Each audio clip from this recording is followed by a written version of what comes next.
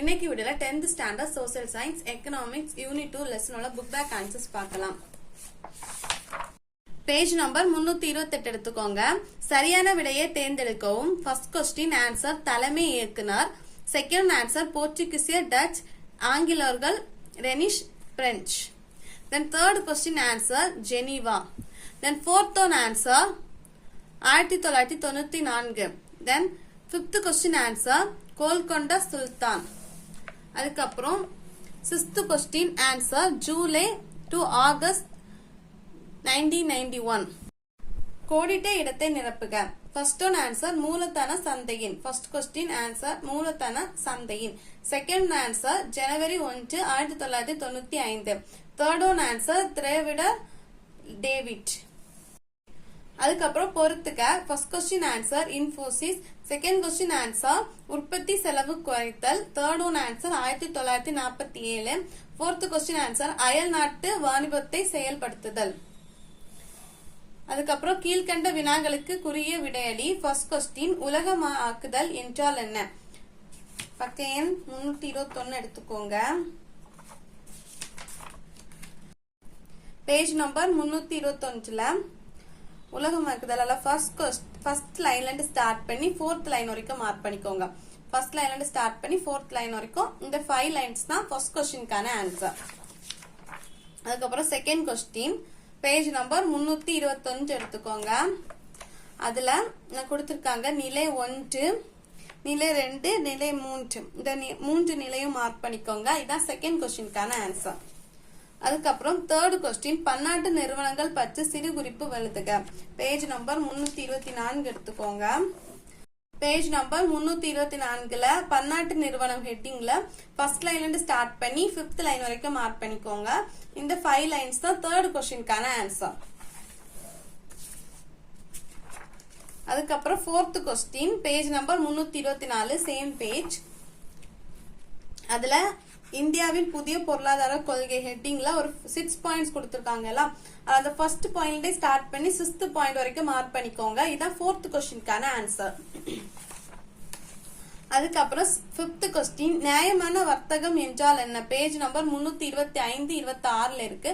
First page number 325 எடுத்துக்கோங்க. அதுல சுதந்திரமான வர்த்தக நடைமுறைகள் பற்றி மற்றும் உலக வர்த்தக அமைப்பு ஹெட்டிங்ல ஃபர்ஸ்ட் லைன்ல இருந்து ஸ்டார்ட் பண்ணிக்கோங்க. ஃபர்ஸ்ட் லைன்ல இருந்து ஸ்டார்ட் பண்ணி இல்ல ஒரு வழி முறை ஆகும் அது வரைக்கும் மார்க் பண்ணிக்கோங்க. ஃபர்ஸ்ட் இவ்வளோத்தையும் மார்க் பண்ணிட்டு நெக்ஸ்ட் பேஜ் எடுங்க. நெக்ஸ்ட் பேஜ்ல பாயிண்ட்ஸ் முடிஞ்சோன்னு ஒரு பேராகிராஃப் இருக்குல்ல, நியாயமானால இருந்து ஸ்டார்ட் பண்ணி அழிப்பதாகும் அது வரைக்கும் மார்க் பண்ணிக்கோங்க. இதான் 5th கொஸ்டினுக்கான ஆன்சர். அதுக்கப்புறம் 6th கொஸ்டின் நியாயமான வர்த்தக நடைமுறைகளின் ஏதாவது இரு கோட்பாடுகளை எழுதுக. பேஜ் நம்பர் 326 எடுத்துக்கோங்க. பேஜ் நம்பர் 326ல நியாயமான வர்த்தக அமைப்பின் கோட்பாடுகள் ஹெட்டிங்ல ஃபர்ஸ்ட் பாயிண்ட்ல இருந்து 4th பாயிண்ட் வரைக்கும் ஃபர்ஸ்ட் மார்க் பண்ணிக்கோங்க. அதுக்கப்புறம் இந்த லாஸ்ட் பாயிண்டே மார்க் பண்ணிக்கோங்க. இதான் 6th கொஸ்டினுக்கான ஆன்சர். அதுக்கப்புறம் 7th ஒன் உலகமயமாக்குதலின் நேர்மறையான தாக்கங்கள் 2 எழுதுக. பேஜ் நம்பர் 327 எடுத்துக்கோங்க.